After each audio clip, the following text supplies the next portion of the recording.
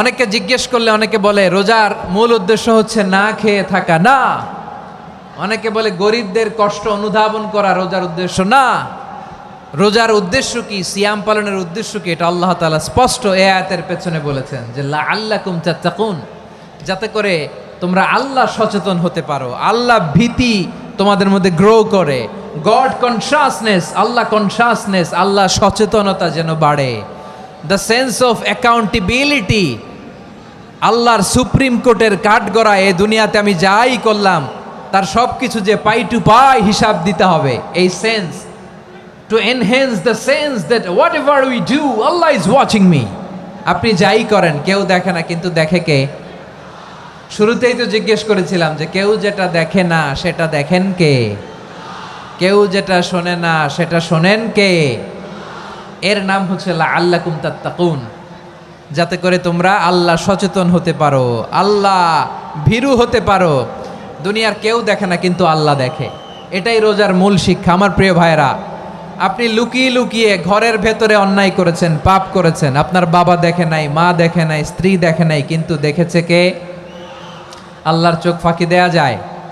আচ্ছা, বুঝে থাকলে বলেন তো, সিসি ক্যামেরার চোখ ফাঁকি দেয়া যায় কি যায় না?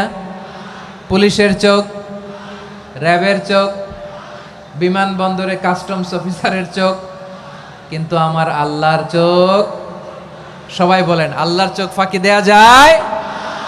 এই সেন্সটা নিয়ে আসা নিজের মধ্যে, আমি what ever I do Allah is watching me, যাই করি আল্লাহ দেখে। লাআল্লাকুম তাত্তাকুন।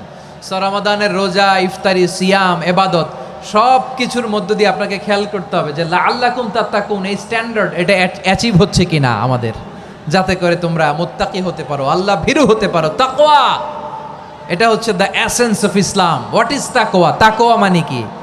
তাকওয়ার সংজ্ঞা অনেকে অনেকভাবে দিয়েছেন। আমি সরাসরি সাহাবাদের কাছ থেকে একটা সংজ্ঞা আপনাদের শোনাচ্ছি। ওমরে ফারুক রাদিয়াল্লাহু তাআলা আনহু উবাই ইবনে কাব রাদিয়াল্লাহু তাআলা আনহুকে জিজ্ঞেস করেছিলেন, ইয়া উবাই মা হুয়া তাকওয়া, হে উবাই তাকওয়া কি? তাকওয়া কাকে বলে? উবাই ইবনে কাব তিনি প্রশ্নের উত্তর না দিয়ে উনিও আবার প্রশ্ন ছুড়লেন। তিনি বললেন, ইয়া আমিরাল মুমিনিন আমা সালাকতা তরিকান যা শাউক, আপনি কি কাঁটাযুক্ত রাস্তা দিয়ে মরুভূমিতে কখনো হেঁটেছেন? যে রাস্তার চারদিকে ক্যাকটাস, গুলমলতার কাঁটা, হেঁটেছেন? ওমরে ফারুক বললেন, নাম হেঁটেছি, বালা হেঁটেছি। কাইফা আমিলতা, কিভাবে হেঁটেছেন? ওমরে ফারুক বললেন, শাম্মারতু ওয়াজতাহাত্তু, আমি আমার জামা, জুব্বা আর চাদর আটোসাটো করে গায়ের সাথে এমনভাবে মিলিয়ে রেখেছি, এমন সাবধানে হেঁটেছি যাতে করে মরুভূমির ক্যাকটাসের গুলমলতার কাঁটা আমার গায়ে বিঁধে না যায়। উবাই ইবনে কাব বললেন, ফাযালিকা হুয়া তাকওয়া, আরে তাহলে আপনি তো ঠিকই জানেন তাকওয়া মানে কি, এটাই তো তাকওয়া। ওই রাস্তা দিয়ে যেভাবে হেঁটেছেন পুরো দুনিয়ার জিন্দেগিটা এইভাবে সাবধানে চলার নামই হচ্ছে তাকওয়া। চিল্লায় বলো ঠিক কিনা? এই দুনিয়াতে পাপ পঙ্কিলতা থাকবে, শয়তানির হাতছানি থাকবে, অপরাধ প্রবণতা থাকবে, নফসের খায়েশ থাকবে, অন্যায়ের হাতছানি থাকবে, সব কিছুকে দোলে মুচড়ে পেছনে ফেলে সাবধান হয়ে এই দুনিয়ার সিরাতুল মুস্তাকিমের পথে চলতে হবে। যেই রাস্তা শুরু হয়েছে দুনিয়াতে, শেষ হয়ে গিয়েছে আল্লাহর জান্নাতের ভেতরে। চিল্লায় বলেন ঠিক কিনা? আমার প্রিয় চাঁপাইনবাবগঞ্জের ভাইয়েরা, এটার নামই তাকওয়া। উবাই ইবনে কাব বললেন, ও আমিরুল মুমিনিন, ওই কাঁটাযুক্ত গুলমলতার রাস্তার মধ্যে ঠিক যেমনি সাবধান হয়ে আপনি হেঁটেছেন, এই দুনিয়ার বুকে ওই সাবধান হয়ে চলার নাম হলো তাকওয়া। সুবহানাল্লাহ। তাহলে তাকওয়া কারে বলে? আমার চাঁপাইনবাবগঞ্জের কলেজার টুকরা ভাইয়েরা, বুঝতে পারছেন আপনারা? হ্যাঁ, তাকওয়ার শুধু দুইটা নমুনা আপনাদের সামনে পেশ করব, আপনাদের ক্লিয়ার হয়ে যাবে। একটা নমুনা তো দিলাম, আরেকটা নমুনা, সেটাও ওমরে ফারুক রাদিয়াল্লাহু তাআলা আনহুর জীবনী থেকে। উনি ছিলেন ন্যায়পরায়ণ শাসক। রাত্রিবেলা প্রজাদের কি হাল হাকিকত, কি অবস্থা, ঘুরে ঘুরে প্যাট্রোলিং করতেন পুলিশের মতো। তো সারা রাত প্যাট্রোলিং করে সারা রাত তিনি ঘুরেছেন কার কি অবস্থা দেখে। শেষ রাতে তিনি ফিরে আসতেছেন। তিনি থাকতেন, সেই বুখারীতে এসেছে, কানা ইয়াসকুনু ফি আওয়ালিল মদিনা, মদিনার উঁচু এলাকায় থাকতেন। তো ফিরে আসার সময় উনি একটা প্রাচীর বেষ্টিত ঘরের পাশে দুইজন নারীর কথোপকথন শুনতে পেলেন। কয়জন নারীর? দেখি আপনাদের মনোযোগ আছে কিনা, বলেন কয়জন নারীর? একজন বৃদ্ধা, একজন যুবতী। উনি কান লাগিয়ে শুনতে পাচ্ছেন। বৃদ্ধা মা ওমরে ফারুক কাউকে দেখতে পাচ্ছেন না, শুনতে পাচ্ছেন। বৃদ্ধা মা তার যুবতী মেয়েকে বলে, এই তাড়াতাড়ি ওটের দুধ দহন করে ওটের দুধের সাথে পানি মিশাও, তাইলে কালকে বাজারে মদিনায় বেশি দামে বিক্রি করা যাবে, লাভ হবে অনেক। বৃদ্ধা মহিলা এটা বললেন। যুবতী মেয়ে উত্তরে বলে, মা আপনি জানেন না আমিরুল মুমিনিন খলিফাতুল মুসলিমিন ওমরে ফারুক দুধে পানি মিশানোকে দণ্ডনীয় অপরাধ বলে ঘোষণা দিয়েছে, জানেন না? এবার বৃদ্ধা মহিলা বলে, আরে পাগলি, এই ভোর রাতে আমিরুল মুমিনিন ওমরে ফারুক আসবে কোত্থেকে? উনি আসবে কোত্থেকে? ওনার পাইক পেয়াদা সিকিউরিটি আসবে কোত্থেকে? কেউ দেখবে না। আরে কেউ দেখবে না, তাড়াতাড়ি দুধের সাথে পানি মেশাও। এই কথা যখন মা বলেছে, যুবতী মেয়েটা চমৎকার একটা উত্তর দিয়েছে। তিনি বলেছিলেন, ইয়া উম্মি, ও আমার মা, লাউলা রাআ উমর লা রাআ রব্বু উমর।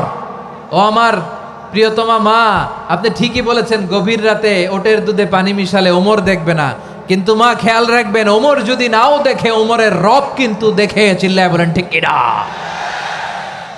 দিস ইজ কল্ড তাকওয়া। লাউলা রাআ উমরু লা রাআ রব্বু উমর। ওমর দেখে না, কিন্তু ওমরের রব দেখে। চিল্লায় বলেন ঠিক কিনা? এজন্য রব্বুল আলামিন বলেন, লা তুদরিকুহুল আবসার ওয়া হুয়া ইউদরিকুল আবসার ওয়া হুয়াল লাতীফুল খাবীর।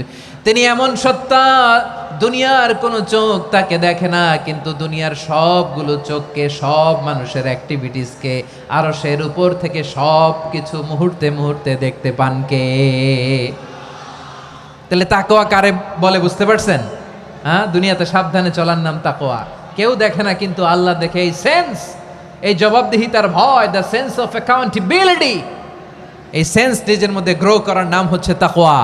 আর এই সিয়াম পালন করার প্রাইম অবজেক্টিভ অফ সিয়াম হচ্ছে লাআল্লাকুম তাত্তাকুন। আওয়াজ করে বলেন, লাআল্লাকুম তাত্তাকুন। আমার প্রিয় ভাইয়েরা, এই আসন্ন রমাদান, এটা এমন এক বরকতের মাস, যে মাসে আমরা নিজেদের নাফসের উপর নিয়ন্ত্রণ প্রতিষ্ঠা করি। সারা বছর নাফস আমাদেরকে নিয়ন্ত্রণ করে, আর রমাদানে আমরা নাফসকে নিয়ন্ত্রণ করি। কথা বুঝতেছেন? সারা বছর নাফস আমাদেরকে নিয়ন্ত্রণ করে। এই যে এখন আমার খেতে মনে চাইলে, যে খেজুর রাখা, আমি খেজুর খেতে পারবো, নাটস আছে, বাদাম খাইতে পারি। খাইতে মন চাইলে পানি, আমার রুহুটা চায়, আমার নাফসটা খেতে চায়, আমি খেতে পারি, পান করতে পারি। বিবাহিতরা দিনের বেলায় স্ত্রীর সাথে মেলামেশা করতে চাইলে করতে পারে, কিন্তু রমাদানে দিনের বেলায় খেতে মনে চায়, কিন্তু আমরা খাই। আমার প্রবৃত্তি খেতে চায়, কিন্তু প্রবৃত্তির কথা আমরা শুনি, কথা কয় না। রমজানে খেতে মন চাইলে আমরা খাই, তৃষ্ণায় গলা ফেটে যায়, গলার ছাতি ফেটে যায়, কিন্তু এক ঢোক পানিকে আমরা গিলি। বিবাহিতরা দিনের বেলা স্ত্রীর সাথে কি মেলামেশায় যায়? না। তার মানে সারা বছর নফস আমাদেরকে নিয়ন্ত্রণ করে, আর রমাদানে এই নফসের উপর আমরা নিয়ন্ত্রণ প্রতিষ্ঠা করি। নফসের লাগাম আমরা রমাদানে টেনে ধরে। চিল্লায় বলেন ঠিক কিনা?